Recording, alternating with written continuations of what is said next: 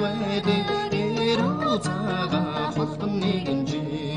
эвэр сүүдэн тэнцүүхэн байдаг эзэндээ нээлтээ өвөр хоёржи арын модон балгалаад байдаг алла гэрэн бар гурванжи хидээ хүрдээд байдаг элдэн чихтэй тулад өргөнжи хөөхөдин гэрт хүрчигнээ байдаг хүчихтэй лутавнжи цаг үргэнж цаграад байдаг цагаан эрэ мапазурганжи